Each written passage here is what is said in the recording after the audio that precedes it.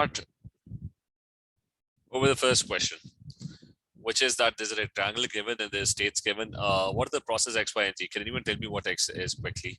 What is X? Subliming. X is what? Subliming. T is subliming. It's a solid changing directly into a gas. So that's sublimation, subliming. What is Y? I mean you don't have any other option except for evaporation, right? Okay, so the only thing left is what's Z? Freezing.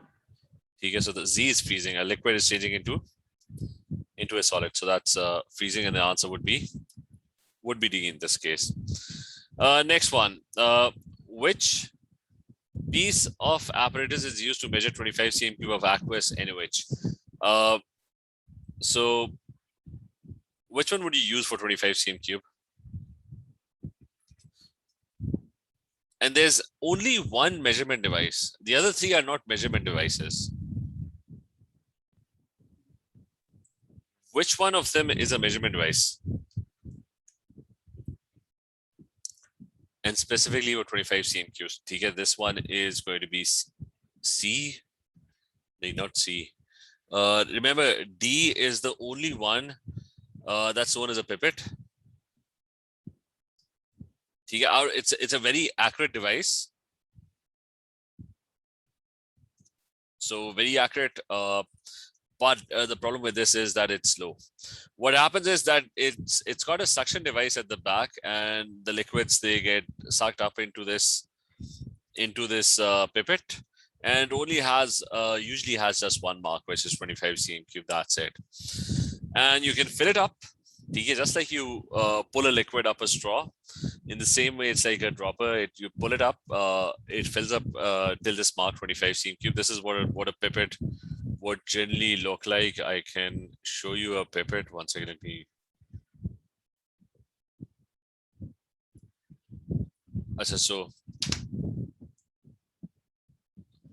So pipette.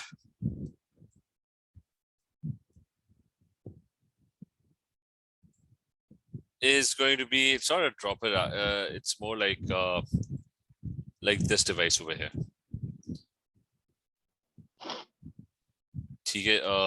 Probably this one, if I can have a bigger image.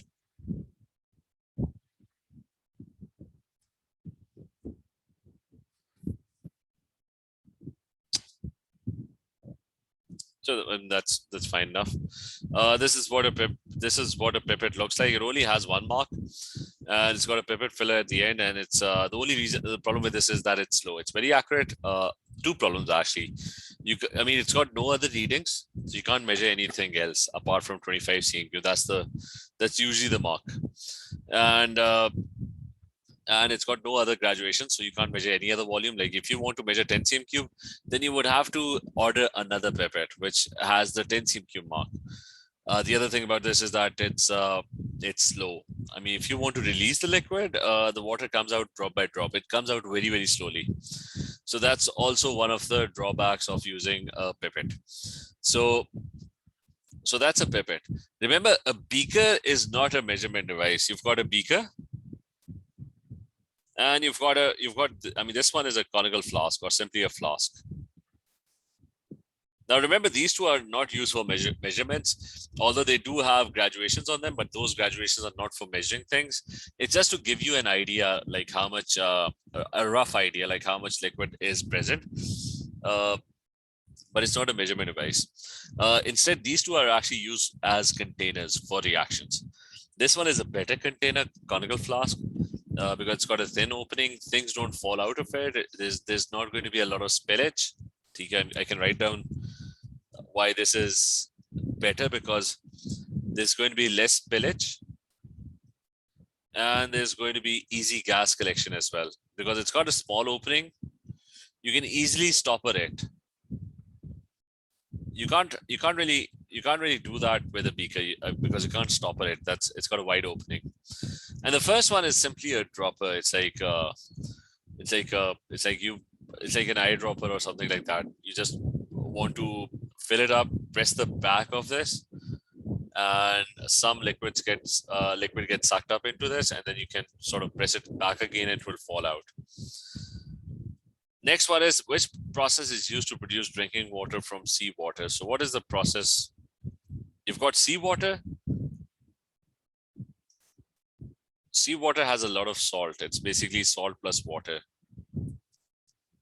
What separation techniques would you use? How would you extract the water out of it?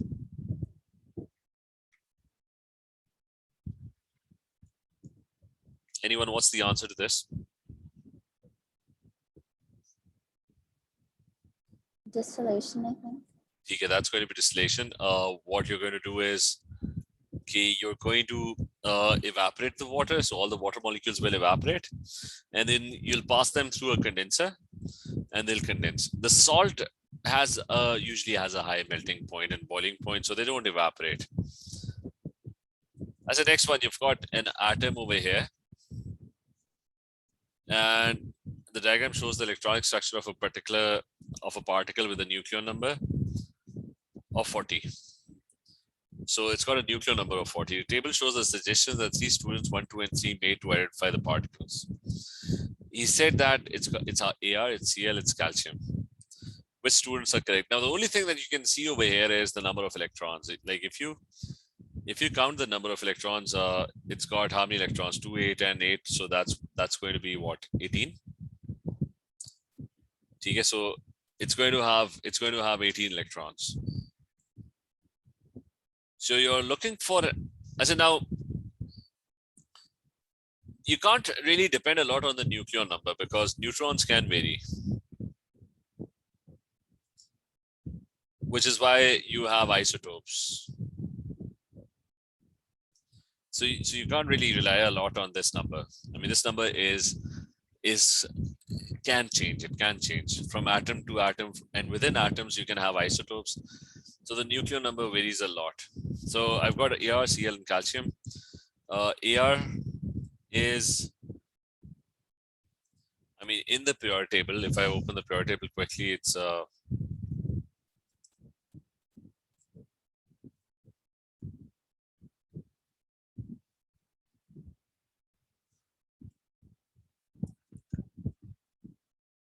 is over here. It's 18 and 40. So AR is 18 and 40. So the nucleon number is 40. The proton number is 18. That's 18 electrons. So I mean, 1 is definitely correct. What about Cl? If you open the periodic table, Cl in the periodic table is, if you look over here, it's 17 and 35.5. The 35.5 indicates that it must have isotopes. But anyways, you can ignore, I mean, you look at 17, it's got 17 electrons. So that can't be true because our atom has a total of 18 electrons. And the last one is calcium. Calcium is in the periodic table, it's 20 and 40. So the nucleon number is 20, that works out. It's 2 plus, that means the total electrons are not going to be 20, instead it's going to be 18. So B is correct.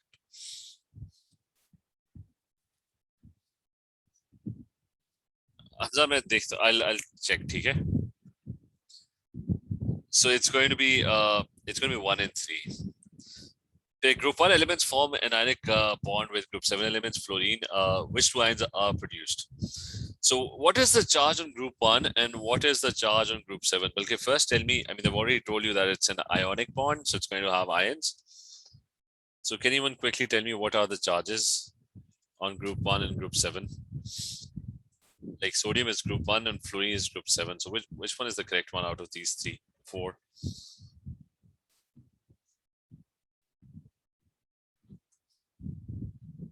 Okay, इसका anyone?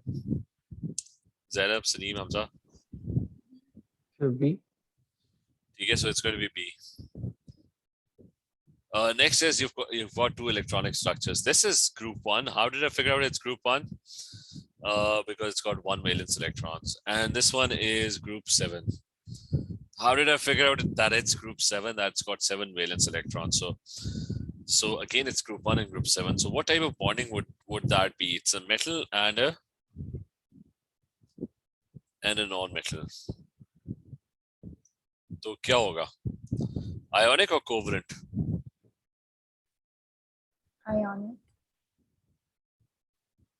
And what's the formula?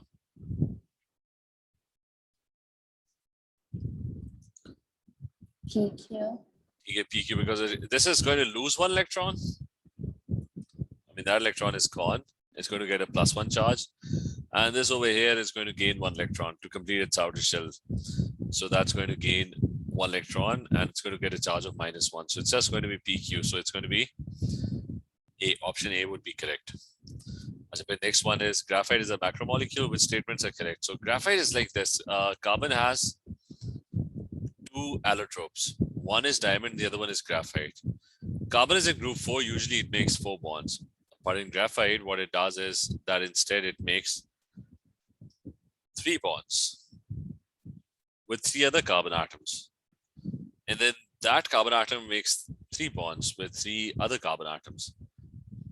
And it's a giant covalent structure. It just continues endlessly. And there's 1 electron left. Carbon has 4 valence electrons. Out of that, 3 are bonding. So each carbon atom has a spare electron that's left. And due to those spare electrons, there is delocalized electrons, which is why it's a good conductor of electricity. Now, carbon atom forms 4 covalent bonds with neighboring atoms. That's wrong, because I just showed you. Focus on this carbon atom in the middle one. That is making 3 bonds, not 4. So there are free electrons between the layers of carbon atom. That is true. Graphite is a useful lubricant. It is also true because it's a sheet-like structure. It's a layered one sheet on top of the other one.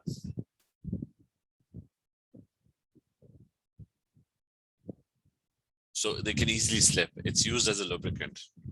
And it's a very good conductor of electricity because obviously it's got free electrons. So 2, 3, and 4 are all correct. You be clear? Yes, sir.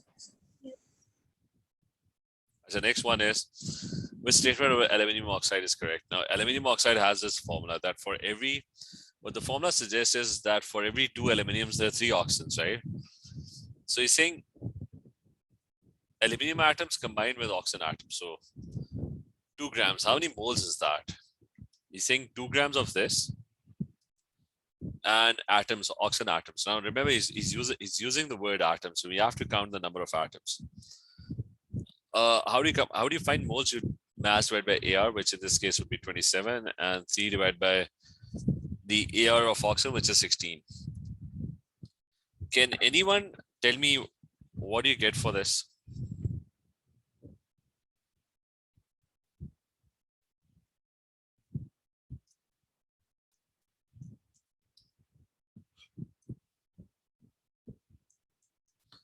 So for 2/27, you get 0.074.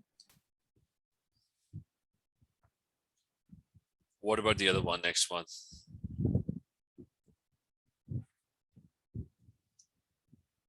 So you get 0.188.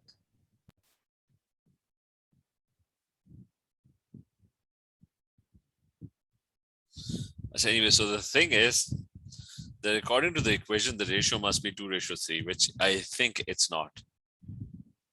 Is it 2:3? I don't think it's 2:3. I think it's the amount of oxygen is even lesser compared to, it's actually more. Is it 0.188 or 0.0188? 3 divided by 16. So it's only 0.188. Which one? It's 0.188, the 2/16 one. You said 0.188. But anyways, I don't think you're getting the right value. The ratio must be 2:3, which it says in the formula. I mean, the formula is suggesting that the ratio must be 2:3. Over here, you've got 0.074, and that's, I don't think, I mean, that's double the amount, not 2:3. Acha, so next one is the first clear that the moles of atoms are not in the right ratio? Is this clear? जी sir. अच्छा अगले पे आ जाते हैं. Now he's talking about oxygen molecules, ठीक है? Not. तो अब थोड़ी सी ना इक्वेशन बनानी पड़ेगी. Like if I want to make this thing aluminum oxide, right? So how many? Now he's talking about oxygen molecules. Remember, oxygen is a diatomic molecule. So I need how much? I need 2 aluminiums, and I need how many oxygen molecules? I need 1.5 O2 molecules. I mean that's the ratio. Like if I because I need 3 oxygens over here, so I need 1.5 oxygen molecules. So the ratio is now 2:1.5. So I'm going to find the moles again. It's 2 divided by 27. Mass divided by AR. So that would be 2 divided by. That gives you 0.0741 moles.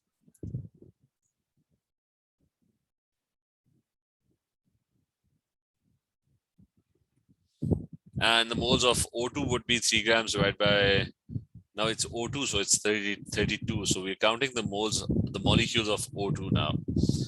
And that gives me 3 divided by 0.09375. So this one comes out to be 0.093. Now again, the ratio is not satisfied. I mean, you're not satisfying the ratio. 2 moles ratio 1.5. The moles of O2 must have been lesser. But over here, you're getting more of them.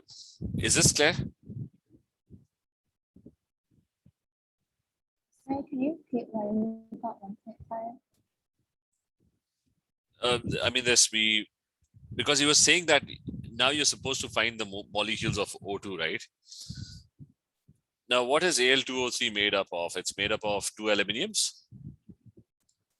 And how many oxygen molecules? It's made up of 1.5 oxygen molecules. Is this clear?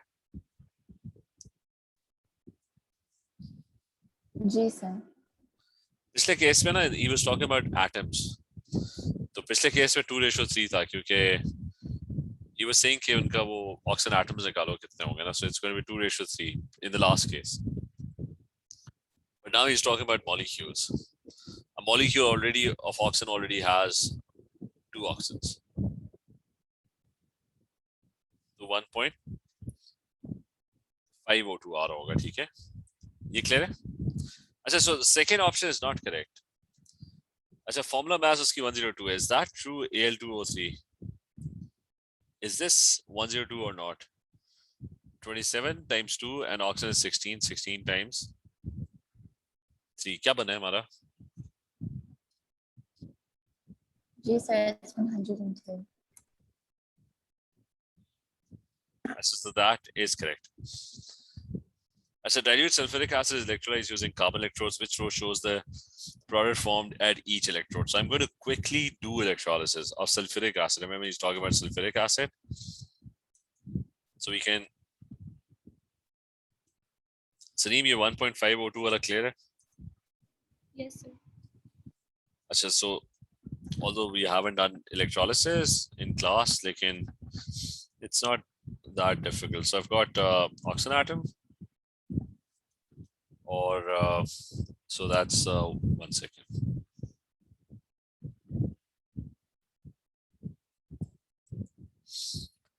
So electrolysis is you've got 2 electrodes.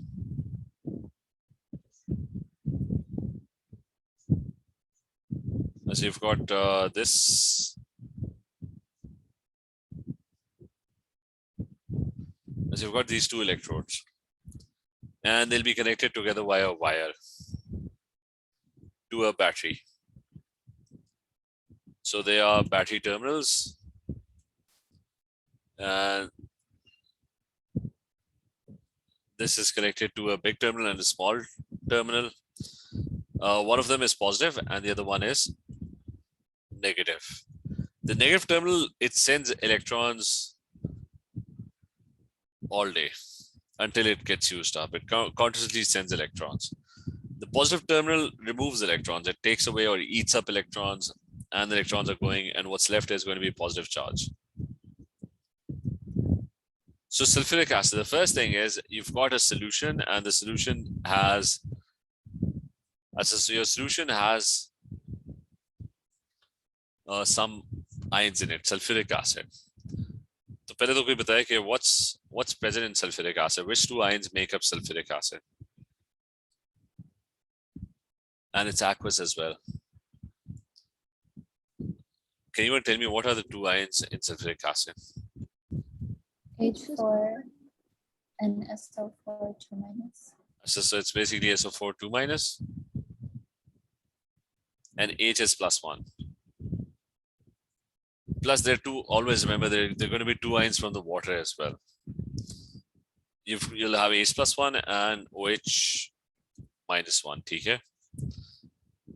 So the battery is sending electrons. So what that means is that the H +1 would gain electrons, and H is diatomic. So 2H +1 would end up gaining 2 electrons to form H2 gas molecules. So you'll start seeing bubbles forming here at the cathode.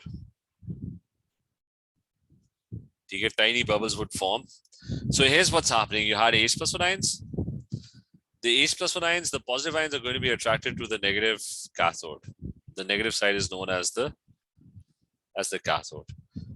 On the other hand, the positive side is known as the anode. So here's a point that the battery is sending electrons, and those electrons would be gained by H +1 ions. Is this clear? Yes, sir. And H +1 normally just gains 1 electron. It needs 1 electron. But the thing is that hydrogen atoms are diatomic. It's always H2 molecules. So for that you would need 2 H +1 ions. So like in right side, what do you do? Okay, when you have an aqueous solution, and this only applies to aqueous solutions.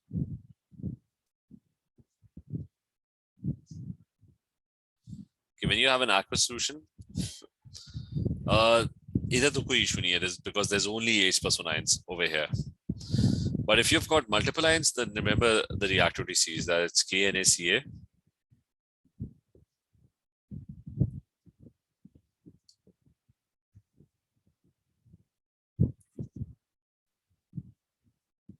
So then you have your Pb and your H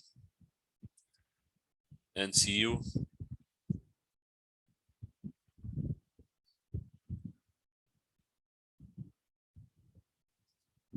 So that's known as the reactivity series.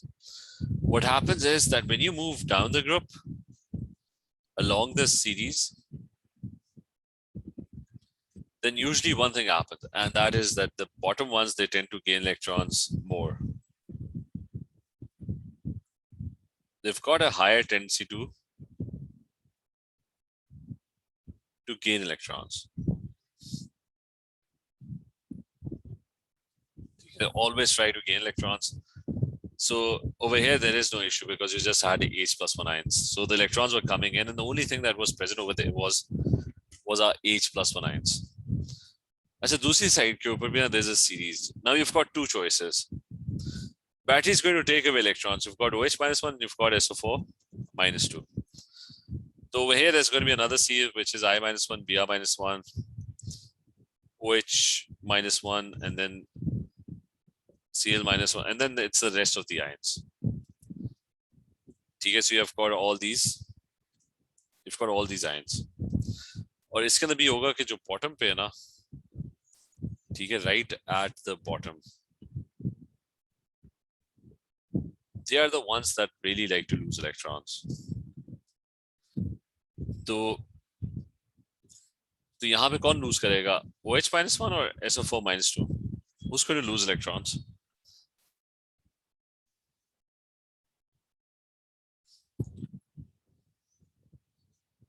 Any idea?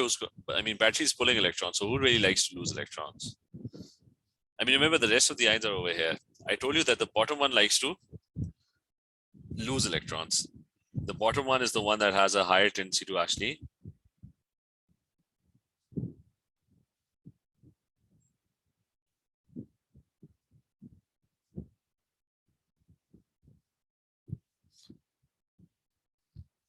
तो इसमें सबसे bottom में कौन सा आ रहा है?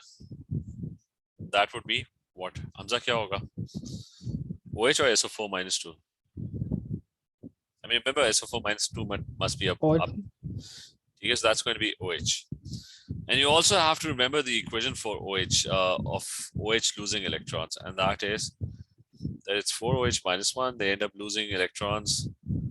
They end up turning into 2 water molecules and O2 and 4 electrons. So I'll just sum this up. At cathode, battery is sending electrons. So someone over here is going to gain electrons. At anode, someone is, I mean, the battery is pulling electrons. So someone over here would end up losing those electrons.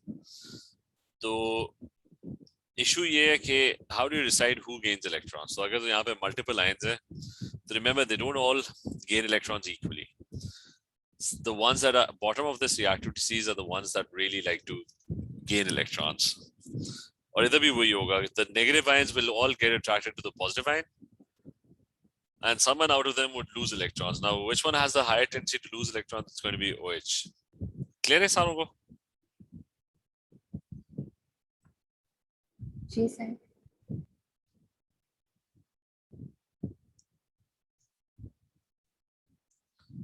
तो अभी ये कि उससे क्या, which row shows the products formed at each electrode, cathode and anode, sulfuric acid. So you got hydrogen gas. I mean, that's one of them. Okay, so you're getting hydrogen gas, that's one. And over here, you're getting oxygen gas. So anode, it's oxygen, cathode, it's hydrogen. So we'll go back and we'll just mark it. Kya tha uska? Anode would be what? Oxygen. So anode is oxygen gas. जो कि यहाँ पे है. So C is the answer. So all clear? जी sir.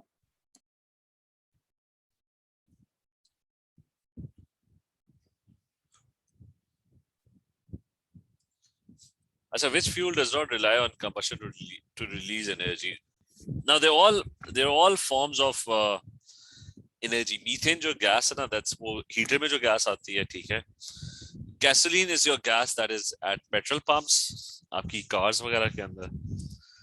Hydrogen जो है ना वो rocket fuel है, ठीक है. ये मतलब this is cars. Hydrogen is used as rocket fuel. Or methane is your domestic cooking. और यूरेनियम कहाँ पे यूज होता है? Nuclear power.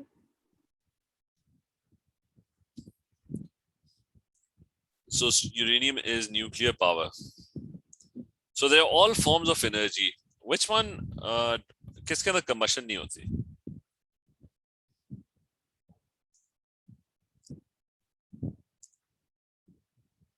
मतलब कार्स होती हैं वो गैसोलीन को क्या कर रही होती हैं? बर्न कर रही होती हैं. रॉकेट्स क्या होते हैं? Burning fuel. मीथेन को क्या होता है? मीथेन गैस स्टोव्स वगैरह कहते हैं. You're burning them, right? The only thing that's not burning is uranium. Uranium does not rely on combustion. Uranium का कोई piece भी पड़ा होगा ना, so it would be emitting very strong radiations. और आपका जो room वगैरह that will heat up, ठीक है? So this is what uranium looks like. Okay, if you can have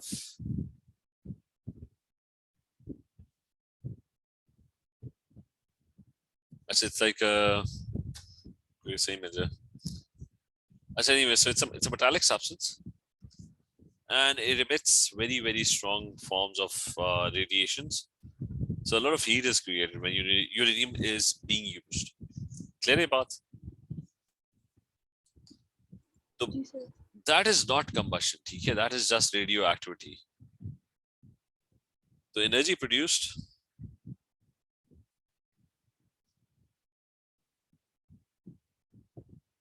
due to radioactivity.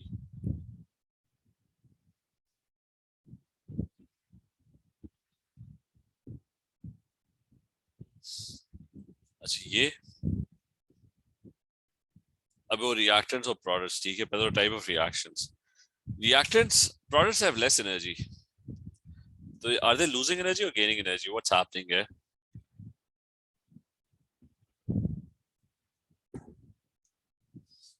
मतलब over They're losing energy. reactants must have lost energy to form products. So description of energy change is that energy is given out to the surroundings. So it's going to be either A or B because the reactants have clearly lost energy. So they've given that energy to the surroundings. ये भी clear है सारों को? What do you call what do you call if something is losing energy? Exothermic or endothermic? Exothermic. Okay, that's going to be exothermic. So the answer for this would be B. Which statement contains only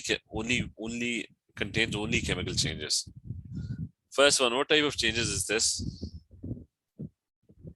Physical changes. Okay, this is simple state changes. You state rusting, freezing, and freezing is a state change. Boiling is a state change. So पीछे कौन सा रह गया? That's just going to be C. Is this clear? Yes. अब ये क्या अगला table है which shows the changes that are all in which row rate of reaction किस तरह increase होता है?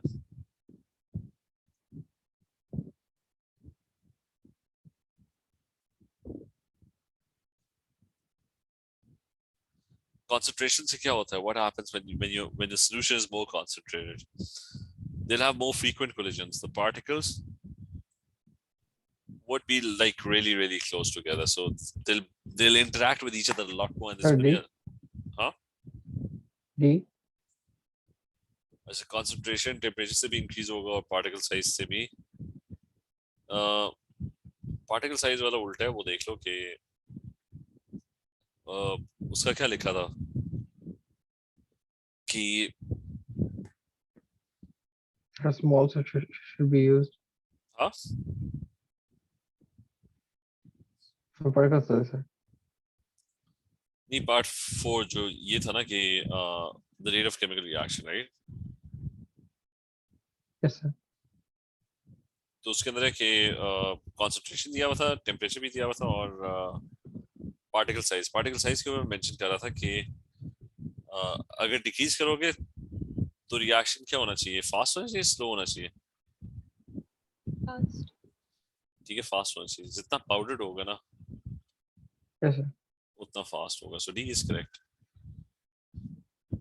चलो ठीक है, ये पेपर हम कल कंटिन्यू करते हैं, ठीक है?